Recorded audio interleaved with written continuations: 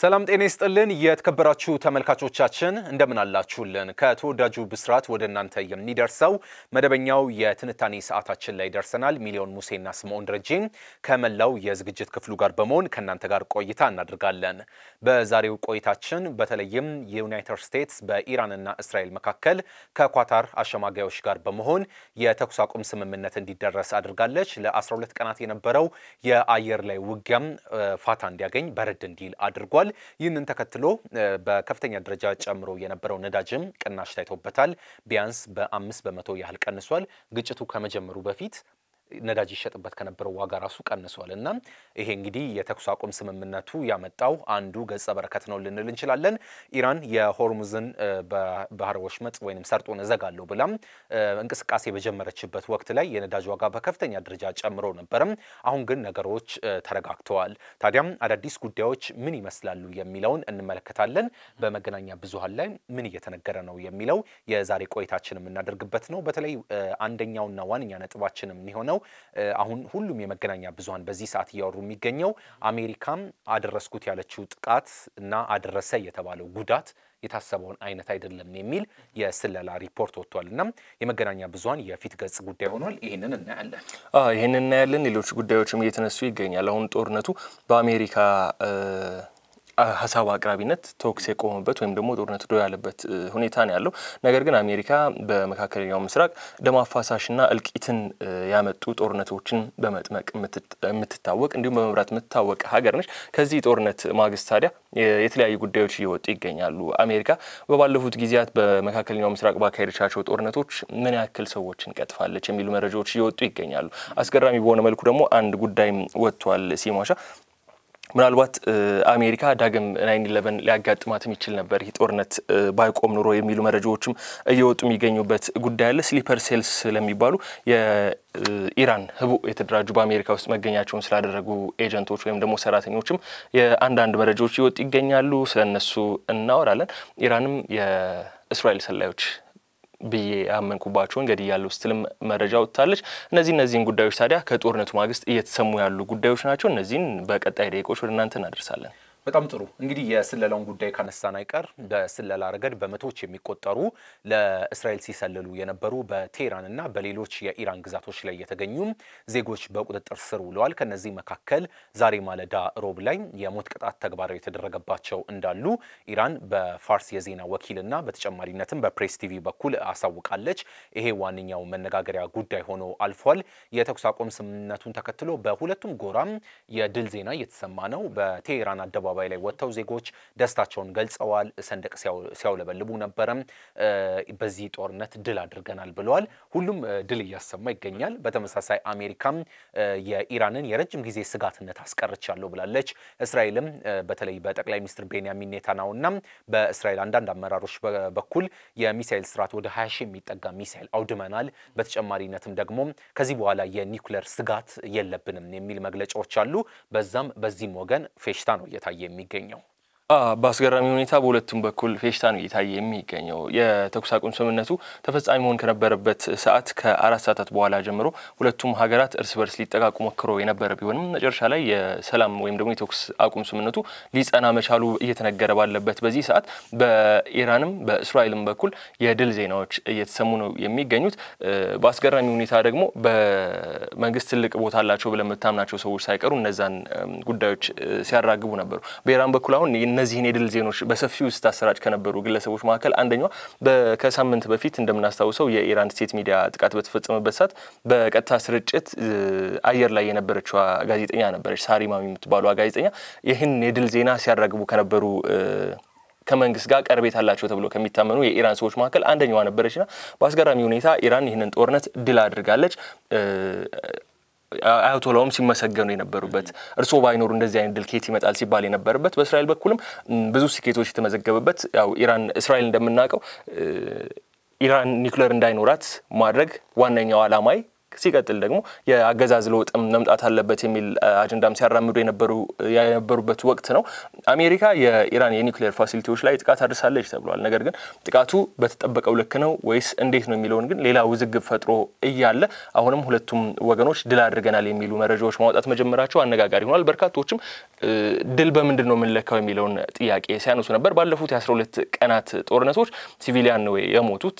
መሰረተ ልማት ነው የወደመው። ከዛ ባሻገር ግን ይህ ነው ሊባል የሚችል ድል ተመዝግቧል ማለት አይቻልም የሚሉ ሀሳቦች እየተነሱ ነው የሚገኘው። አሜሪካና እስራኤል የኢራንን የኒውክሌር መሰረተ ልማት ወይም ደግሞ ኢራን ወደ ኒውክሌር የምታደርገውን ጉዞ ሙሉ በሙሉ አውድመኗል ወይም ደግሞ አቁመኗል ብሎ ያምናሉ። በርካታ ተንታኞች ግን ምናልባት ገፋቢል ለአመታት ካልሆነ ደግሞ ለወራት ነው ወደ ኋላ የመለሱት እንጂ የኢራን የኒውክሌር መርሃ ግብር ቆሟል ማለት የሚቻልበት ደረጃ ላይ አልደረስንም የሚል አስተያየት እየሰጡ ነው የሚገኘው። እውነት ነው። ይሄ ነው እንግዲህ ዋንኛው የዛሬ ጉዳያችን ትኩረቱን የሚያደርገው። ታዲያ ይሄንን በተመለከተ ከፔንታጎን አፈትልኮ የወጣ አንድ መረጃ አለ።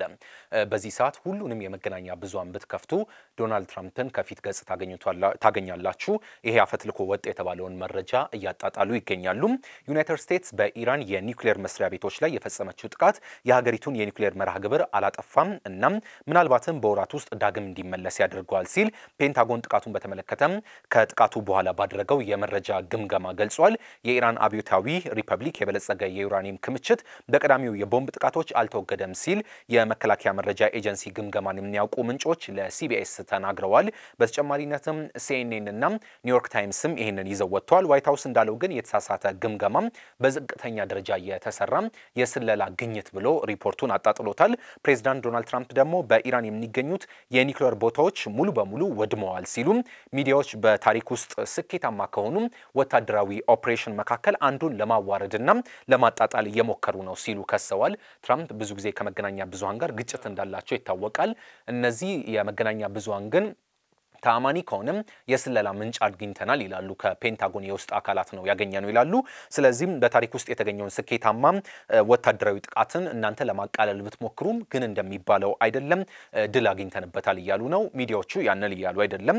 ዩናይትድ ስቴትስ 18 ሜትር ወይም 60 ጫማ ኮንክሪት፣ በሌላኛው በኩል ደግሞ 61 ሜትር ወይም 200 ጫማ መሬት ውስጥ ዘልቆ መግባት የሚችል ቤንከር ባስተር ቦምቦች እንዳሏት ይታወቃል።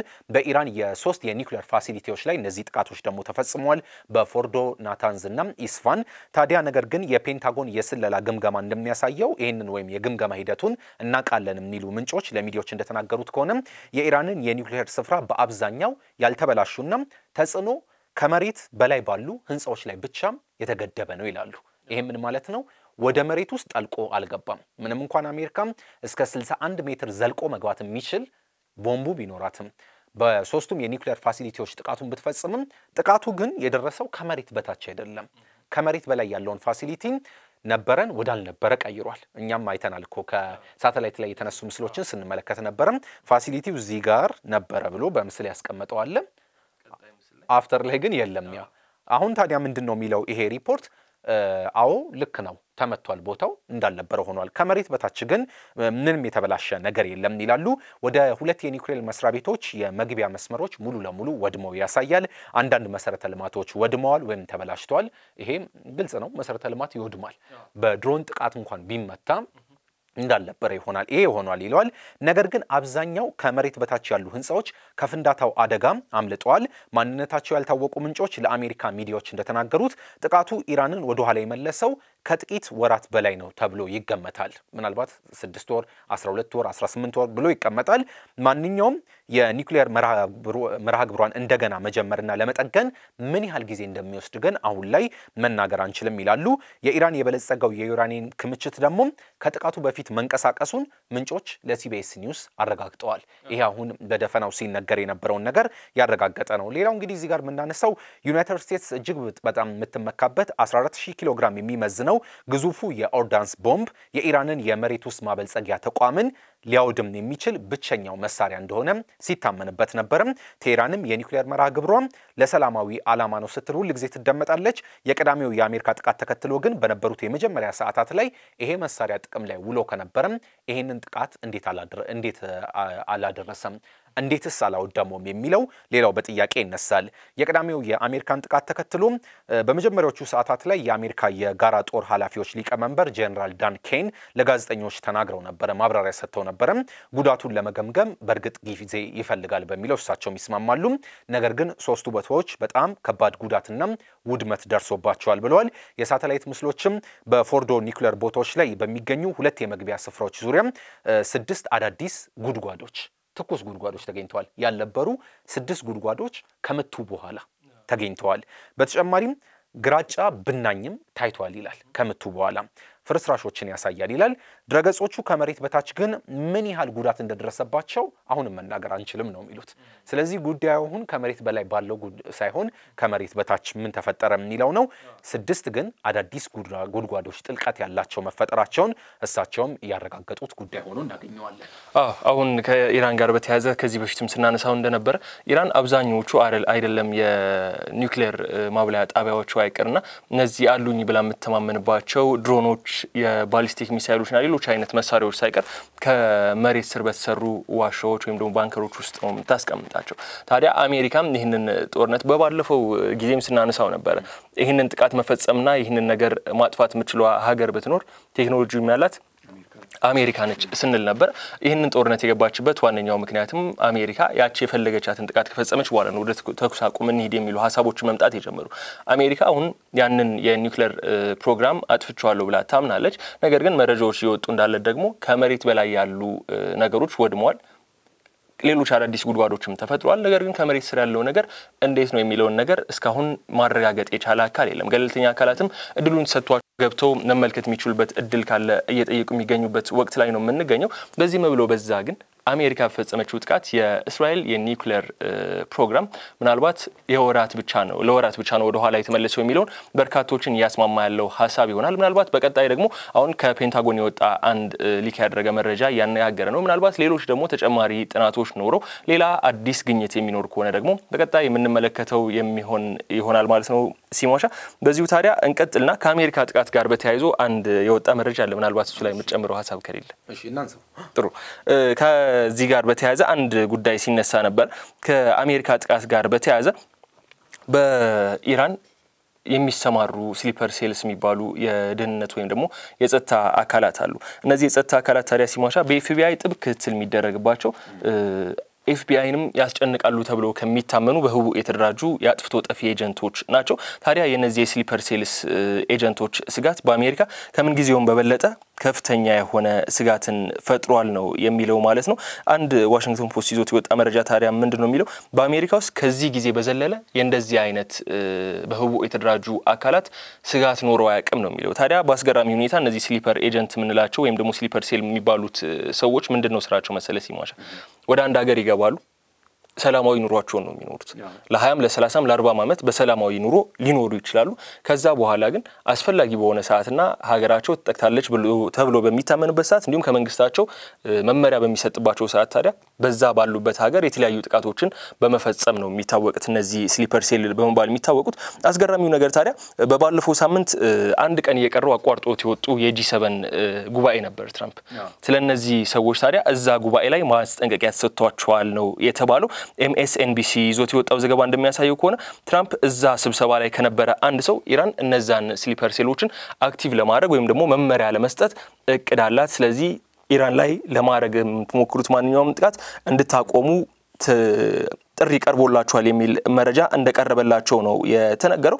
በዚህ ታዲያ ኢራን እነሱን ሴሎች አክቲቭ በማድረግ የተለያዩ የሽብር ጥቃቶችን በአሜሪካ ውስጥ የመፈጸም እቅድ ነበራት። ምናልባትም የሰላም ስምምነቱ ተፈጻሚ ባይሆን የተኩስ አቁም ስምምነቱ ተፈጻሚ ባይሆን ቀጣይ የኢራን ኢላማዎች ከአሜሪካ ሚሊታሪ ቤዞች ባሻገር በአሜሪካ ውስጥ የሚደረጉ የሽብር ጥቃቶች ይሆኑ ነበር የሚሉ መረጃዎች ይወጡ ነው የሚገኙት ማለት ነው። እውነት ነው። እነዚህን እንግዲህ ስሊፐር ሴል የተባሉትን ጨምሮ ኢራን በዓለም ዙሪያ የምትታወቅበት አንዱ ጉዳይ ታጣቂ ቡድኖችን በህቡ ማደራጀት ላይ የተካነች እንደሆነ ይታወቃል። ለምሳሌ ሂዝቦላን የሰራችበት መንገድ ለዚህ ማሳያ ነው። ለረጅም ዓመት በቡድኑ ላይ የተደረጉ ጥናታዊ ሂደቶች ሁሉ እንደሚያሳዩት እንዴት ቡድኑን እንዳዋቀረችው በመላው ሊባኖስ ውስጥ ያለውን ፖለቲካ ደግሞ እንዴት እንዲቆጣጠር እንዳደረገች በተጨማሪነትም ደግሞ እነዚሁ ታጣቂ ኃይሎች ወደ የመንና በተጨማሪነትም ወደ ሶሪያ ሰርገው እንዲገቡ እንዴት እንዳደረገ ስያሜያቸው ይቀያየራል። የሚያራምዱት ርዕዮተ ዓለም ግን ተመሳሳይ ነው ነው። ለምሳሌ በየመን የሚንቀሳቀሰው የሃውቲ ኃይል በድንገት የመንን ያጋጠማትን የ2015ቱን ቀውስ ተከትሎ በቀጥታ እንግዲህ የሃውቲ ኃይሎች እንዲያንሰራሩ ያደረገችበት መንገድ የዚህ ማሳያ ተደርጎ ይወሰዳል። ለማንኛውም አንዱም እንግዲህ የተኩስ አቁም ስምምነቱ ይሄ ባይደረስ ኖሮም ሌላው ምዕራቡ ዓለምን ሊያንቀጠቅጥ የሚችል ደግሞ በእነዚህ ክንፎች ሊፈጸም የሚችለው ጥቃት ቀላል የሚባል አይደለም። የኢራን መንግስታዊ ብሮድካስት ምክትል የፖለቲካ ዳይሬክተር የሆኑት ሐሰን አባዲን በአሜሪካ ኢላማ የተደረጉ ጥቃቶችን በተመለከተ ማብራሪያ ሰጥተው ነበርና ጥቃቱ ከመፈጸሙ ከተወሰነ ጊዜ በፊት ተወስዷል ስለሚባለው ቁሳቁስ ሌላው መነጋገሪያ ነው አይደለም። አሜሪካ ጥቅታለች፣ ቁሳቁሱ ግን አምልጧል የሚለውን ነገር ማረጋገጫ ሰጥተዋል። በሌላ በኩል ደግሞ የአሜሪካ ባለስልጣናት ተልኮን የተሳካ ነው ሲሉ የእስራኤል ባለስልጣናትም ያደነቁት ይህንን ጥቃትን በተመለከተ እንዴት ኢራን አስቀድማ መረጃው ደርሷት ልታንቀሳቀስ ቻለች መሳሪያዎቿን ምን አይነት ስጋት ነበራት የሚለው ሌላ መነሻ ነው። ግን ጄዲ ቫንስ የአሜሪካ ምክትል ፕሬዚዳንት ናቸውና ምንድነው የሚሉት ከሳተላይት ምስሎች እንደተመለከተነው ከሆነ ተሽከርካሪዎችን በብዛት አላየንም ብለዋል እሳቸው ደግሞና ይሄንን ሊያነሱ ሞክረዋል። የእስራኤል ባለስልጣናትም ጉዳዩን በጣም አዳንቀው የሚያወሩት አንዱ ጉዳይ ምንድነው ወድሟል ብለው ስለተስማሙ ነው።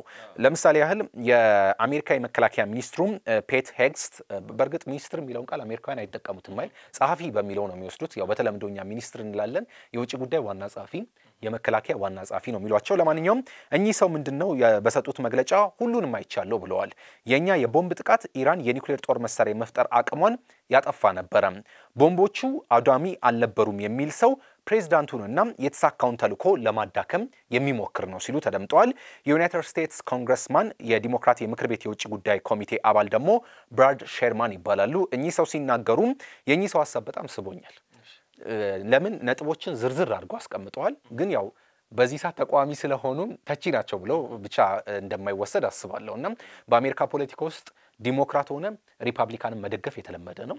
ሪፐብሊካን ሆነ ዲሞክራቶችን ጥሩ ሐሳብ ካነሳም የተለመደ ነው። ምን እንዳሉ እስቲ እናንሳ። የዩናይትድ ስቴትስ ኮንግረስማን ናቸው የዲሞክራት የምክር ቤት የውጭ ጉዳይ ኮሚቴ አባል ብራድ ሼርማን የቦምብ ጥቃት ተልኮ ምን እንዳከናወነ እስካሁን ግልጽ አይደለም ይላሉ። አሜሪካ ጥቃት ፈጽማለች፣ የኒውክሌር ፋሲሊቲ ወድሟል፣ ምንድን ነበር ተልኮ ምንስ አገኘ የሚለው ግልጽ አይደለም ይላሉ። አስተዳደሩ በፈጸመው ጥቃት 9 የኒውክሌር ጦር መሳሪያዎች ለመፍጠር በቂ ስለሆነው የኢራን ዩራኒየም ንገሩን፣ ሌላውን ነገር አትንገሩን ነው የሚሉት። ፋሲሊቲው መውደሙ ሳይሆን ኢራን 9 የኒውክሌር ቦምብ ለመስራት የሚያስችል ዩራኒየም አከማችታለች። ይሄ በደህንነት ምንጮች የተደረሰበት ጉዳይ ነው። አሁን ጥያቄው ይሄንን አጥፍታችሁታል አላጠፋችሁትም የሚለው ነው። ክምችቱ ወድሟል አልወደመም ይሄንን ንገሩን የሚል ነገር ተናግረዋል። የኢራን የኒውክሌር ፕሮግራምን አጠፋን ሲሉን ሴንትሪፋጁስ ተደምስሷል። ወደፊት ዩራኒየም የመፍጠር አቅም ወይም ክምችት ደምስሰናል ማለት ነው ወይስ አይደለም ወይ ሲሉ ይጠይቃሉ። የምክትል ፕሬዝዳንት ቫንስ መግለጫን ጨምሮ ሁሉም ምልክቶች የሚያመላክቱት ክምችቱን ያገኘን አይመስለንም ይላል ጄዲ ቫንስ። አሁንም ይሄንን ደግሞ የእንግዲህ ዶናልድ ትራምፕ ምክትላቸው ምናልባትም እኮ ደግሞ አሁን ትራምፕ ካሁን በኋላ መወዳደር አይችሉም አይደለም። ጄዲ ቫንስ የዛሬ 3 ዓመት ወይም 4 ዓመት ሪፐብሊካንን ወክለው የሚመጡ ሰው ናቸው። እሳቸው ራሱ አንድ ጥያቄ ያነሳሉ። ምንድነው ክምችቱን ያገኘን አይመስለንም ይላሉ እሳቸው ራሱ። በተመሳሳይ ደግሞ እኚህም የኮንግረስማን ይሄንን ሐሳብ ያጠናክሩታል። ለማንኛውም ግን ውዳሴው ቀጥሏል። ጠቅላይ ሚኒስትር ቤንያሚን ኔታንያሁ ከኢራን ጋር ያለው ጦርነት በሰኔ ወር ከጀመረ ወዲህ እስራኤል የኢራን የኒውክሌር ፍላጎትን በመገደብ እንዲሁም የሚሳኤል ጦር መሳሪያዎቿን በማውደም ውጤታማ ሆናለች ብለዋል። ኔታንያሁ በጽህፈት ቤታቸው ባወጡት የቪዲዮ መግለጫ ላይ በእኛ ላይ የነበሩት 2 ፈጣን የህልውና ስጋቶች አንደኛው የኒውክሌር ግንባታ፣ ሁለተኛው ደግሞ የሚሳኤል ጉዳዮች 20 ሺህ የሚጠጉ ባሊስቲክ ሚሳኤሎችን አውድመናል ብለዋል። ሌላኛው ግን የሳውዲ አረቢያ የዜና አውታር የሆነው አልሃዳት ይሰኛል። አልሃዳት ተብሎ የሚጠራ አንድ የሳውዲ የዜና ምንጭ አለ። ስማቸው ያልተገለጸ የእስራኤል ምንጭን ጠቅሶ እንደዘገበው ከሆነ እስራኤል አብዛኛው የኢራንን የበለጸገ ዩራኒየም በፍርስራሽ ውስጥ የተቀበረ መሆኑን ታውቃለች ይላሉ። እኚህ የእስራኤል ባለስልጣን ራሱ አለመውደሙን ፍንጭ ሰጥተዋልና አሜሪካ 18 የስለላ ኤጀንሲዎች ስላሏት በተልኳቸውና በአካባቢው ባለው ዕውቀት ላይ ተመስርተው የሚጋጩ ዘገቦችን እየወጡ ነው ይላሉ። በጣም አስገራሚ 18 ኤጀንሲ ማለት አንድ ኤጀንሲ አይደለም፣ 18 የስለላ ኤጀንሲ ነው። ስለዚህ የተለያየ መረጃን ነው እየወጡ የሚገኙት። ለዚህ ደግሞ አንድ ጉዳይን እናንሳ። ኮሮና ሲመጣ እነዚህ ኤጀንሲዎች ምን ነበር ሲሉ የነበረው ከውሃን ከተማ አፈትልኮ ይወጣ ነው ብሎ የሚስማማ አንድ የስለላ ኤጀንሲ አለ። በሌላ በኩል ደግሞ ይህንን ሐሳብ የማይደግፍ አለ።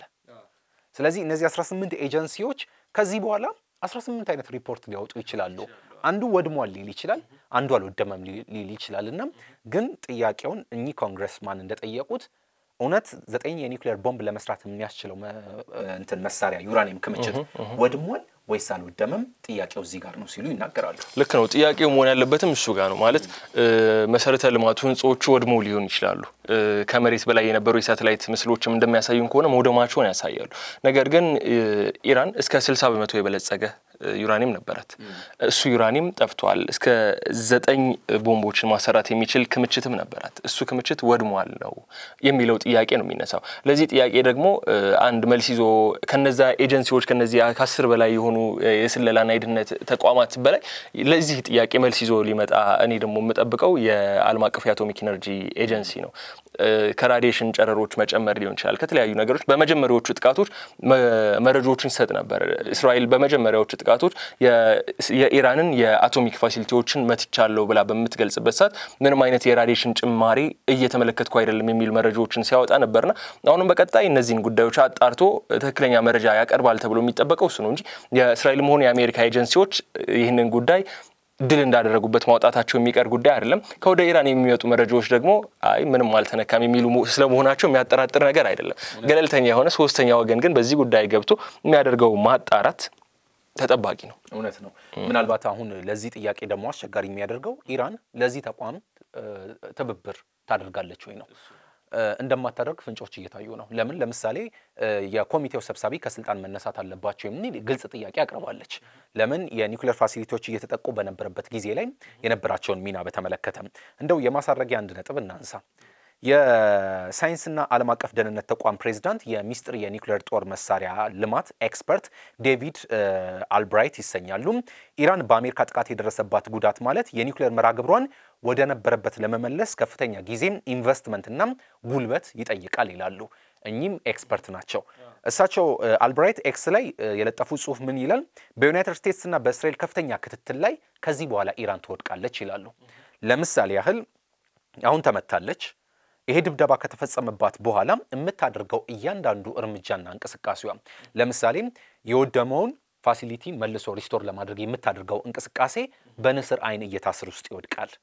በዚህ ወቅት ታዲያም አሜሪካና እስራኤል በማንኛውም ሰዓት ጥቃት ሊፈጽሙ ይችላሉ። እያንዳንዱ እንደ ቀድሞ የምትደራጅበትን ጊዜ ላይሰጧት ይችላሉ። ፋታ የመንሳት ነገር ሊፈጸም ይችላል የሚል ነገር አንስተው ተመልክተናል። ለማንኛውም በዚህም ተባለ በዛም ከዚህ በኋላ እነዚህ አይነት ኮንስፓይረሲዎች ይቀጥላሉ። ጥቃቱ የተባለው ነው አይደለም የሚለው ነገር ይቀጥላል። ኢራንን ደግሞ በቀጣይ ጊዜ ትናያታለን የሚለው በቀጣይ ጊዜ የምንመለከተው ይሆናል። ሌላኛው ጉዳይ እንግዲህ አሜሪካ እንደሚታወቀው በመካከለኛው ምስራቅ ግጭት ጠማቂ ናት። በርካታ ግጭቶችን በመፍጠር ትታወቃለች። ይሄ ማሳረጊያ ነጥባችን የሚሆነው ደግሞ እሱ ነውና ምን ያህል ሰዎች ላይ ጉዳት አደረሰ የሚለውን እስቲ እንመልከተው። እሱን እንመልከተው። የኢራንና እስራኤል ጦርነት በተኩስ አቁም ስምምነት ከተቋጨ በኋላ በርካቶች እየዘገቡት የሚገኘው ወይም ደግሞ እየተነተኑት የሚገኘው ጉዳይ ይህንን ጉዳይ ሆኗል። አሜሪካ ባለፉት ዓመታት እየመራቻቸው ወይም ደግሞ ያስተባበረቻቸው በተደረጉ ጦርነቶች ከ1 ሚሊዮን የማያንሱ ሰዎች እንዳለቁ ነው የሚነገረው። እነዚህ ጦርነቶች የተካሄዱባቸው ሀገራቶች ብናይ 3 ወይ 4 ሀገራት ቢሆኑ ነው። እነዛ 3 ወይ 4 ሀገራት ግን በርካታ ሰዎችን የገደሉ ጦርነቶችን መርታለች አሜሪካ ከ2001 ጀምሮ ባለው ጊዜ ማለት ነው። ሲሟሻ በአፍጋኒስታን፣ ኢራቅ፣ ሲሪያ እንዲሁም በየመን የመሳሰሉ ሀገራት አሜሪካ በንቃት የተሳተፈባቸው ጦርነቶች ተካሂደዋል። በነዛ ጦርነቶች ደግሞ በስፋት በርካታ ሰዎች ሲቪሊያንን ጨምሮ አልቋል። እነዚህ ጦርነቶች በሚደረግበት ወቅት ታዲያ አሜሪካ የራሷ ወታደሮች አሰማርታ ሊሆን ይችላል ወይም ደግሞ በሷ ፋይናንስ የተደረጉ ቅጥረኛ ወታደሮች የሚሳተፉባቸው ጦርነቶች ሊሆኑ ይችላሉ። በዛው በገዛ ሀገር ውስጥ ያሉ ወታደሮችም የሚፈጽሟቸው ጥቃቶችን ይጨምራሉ። በድምሩ ታዲያ ከ940 ሺህ በላይ ሲቪሊያን ይሄ ደግሞ በጣም ትልቅ ቁጥር ያለው እንደሆነ ነው የሚያሳየው። በአፍጋኒስታን ብቻ ከ240 ሺህ በላይ እንደሚሆኑ ነው የሚገመተው ከ2001 እስከ 2021 ባለው ጊዜ ላይ ማለት ነው። በኢራቅም ከ2003 እስከ 2021 ባለው ጊዜ ውስጥ ከ315 ሺህ በላይ ሰዎች እንዳለቁ ነው የሚነገረው። በሶሪያ ከ2014 ከ2021 ባለው ጊዜ ውስጥ እስከ 270 ሺህ የሚደርሱ ሰዎች ማለቃቸው ይነገራል። በየመን ደግሞ ከ2002 እስከ 2021 ባለው ጊዜ ውስጥ 112 ሺህ ያክል ሰዎች እንዳለቁ ነው የሚነገረው። ታዲያ ይሄኛው ዙር የኢራንና የእስራኤል ጦርነትም ሲነሳ ምናልባት አሜሪካ መገባበት ከሆነ በዚህ ደረጃ ከፍተኛ የሆነ እልቂት ያስተናግዳል ተብሎ ተሰግቶ ነበር። በ12 ቀናት ታዲያ አጠቃላይ የሞቱት ሰዎች ቁጥር በኢራን በኩል ያለው ስንመለከተው ወደ 610 ነው በ12 ቀናት ብቻ። ከነዚህ 610ዎቹ ደግሞ ወደ 4746 የሚሆኑ ደግሞ ጉዳት ያስተናገዱ መሆናቸው ነው። 5 የጤና ባለሙያዎች ተገድለዋል፣ ወደ 9 አምቡላንሶች ተቃጥለዋል፣ 7 ሆስፒታሎች ወድመዋል፣ 4 ደግሞ እነዚህ ሄልዝ ኬር ሴንተሮች ምንላቸው አለ መለስተኛ ጤና ጣቢያዎች እንደዛ አይነት ነገሮች ደግሞ ወድመዋል። ይሄ በ12 ቀናት ያጋጠመ ነው። አሜሪካ በ20 ዓመታት ገደማ ግን በመካከለኛው ምስራቅ ከ1 ሚሊዮን በላይ ሲቪሊያኖችን እንዲያልቁ ያደረገ ጦርነቶችን በማስተባበርና በመምራት እጅ እንዳላት ተገልጿል ማለት ነው። ይሄ በጣም አሳዛኝ ሪፖርት ነው። ምክንያቱም በአካባቢዎቹ ላይ እንዲህ አይነት ጥቃቶች ሲፈጸም ሁልጊዜም ወይም ጦርነቶች ሲነሱ ንጹሃን ናቸው ሰለባዎች፣ ሴቶች፣ ህፃናት፣ ወጣቶች፣ አረጋውያን በአብዛኛው ያልታጠቀው ኃይል ተጎጂ ይሆናል። ከምንም በላይ ደግሞ ታሪክን ነበረ ያደርገዋል። ለምሳሌ በኤፍራጥስና በጢግሮስ ወንዞች ላይ የተመሰረተችው የውቧ የባግዳድ ከተማ በአንድ ወቅት የፍቅረኛሞች የመዝናኛ ደሴት መዳረሻ ነበረች አይደለ? ጢግሮስና ኤፍራጥስ ከዘፍጥረት ጀምሮ ዓለም የሚያውቀው የዓለማችን መዳረሻ ስፍራ ነው። እንግዲህ ሳዳምን ለማንሳት የተደረገው ጥረት ኢራቅን ዛሬ ላይ የት እንዳደረሳት እናውቃለን። ሲሪያ በመካከለኛው ምስራቅ በጣም ትልቅ ስልጣኔ ያላት ሀገር እንደሆነች እናውቃለን። አይናቸው እንባ እስኪያረቅዝ ድረስ የሶሪያ እናቶች የፈተሉት ምንጣፍ ለልጆቻቸው መገነዣ ነው የሆነው። ያ ዓለም ላይ እንግዲህ በጣም ባህር ምርት የሚታወቅ አካባቢ ነው። የነዳጅ ሀብቷ በጣም ከፍተኛ ነው። ብዙ ጊዜ እንደውም የሲሪያና የኢራን ምንጣፍ ይባላል አይደለ? ያ እንግዲህ እናቶች ልጆቻቸውን መገነዣ ነው የሆናቸው በጣም ባሳዛኝ ሁኔታና ይሄ ሁሉ ቀውስ ከመጥመቅ አንፃር በጣም አሜሪካም ትልቅ ድርሻ አላት። የመሰረተ ልማት ውድመቱ ቀላል የሚባል አይደለም። ቅድም ሆስፒታል አንስታል። አንዱ የወደመው በዚህ እንኳን በ12 ቀናቱ ጦርነት የጽዮናውያኑ ወይንም ደግሞ የእስራኤላውያኑ ድጋፍ የሚደረግለት ሆስፒታል ነበር ኢራን ውስጥና በቀጥታ ከእስራኤል መንግስት ድጋፍ ባይደረግለትም ነገር ግን በጁሾች የሚመራ ሆስፒታል እንደነበር እናስታውሳለንና ጦርነቱ ሁሉ ጊዜም አስከፊ ነው። ዓለም ላይ አንድ ዝነኛ አባባል አለ። የዓለም ህዝብ ከጦርነት የተማረው ትምህርት ቢኖር ምንድነው ተብሎ ተጠየቀ። ምንም አለመማሩ። ሁሉ ጊዜም ጦርነት እንደ አዲስ አቃጣይ ሆኖ ይቀጥላልና እንጂ ከጦርነት መማር ቢገባን ኖሮ ከጃፓን እንማር ነበርና ያበራሽን ጠባሳ ያየ በሳት አይጫወትም ይባላል። እንደዚሁም የጃፓንን ጠባሳ ያየ በጦርነት አይጫወትም ይባላል። ከዚህ ሁሉ ጠማቂ ጀርባ ግን አሜሪካ አለችበት።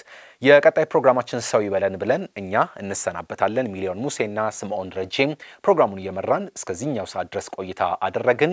ከመላው የዝግጅት ክፍሉ ጋር አብረናችሁ ነበርን። የዩቲዩብ ቻናላችንን ሰብስክራይብ እንድታደርጉ ግብዣችን ያክብሮት ነው። አበቃን።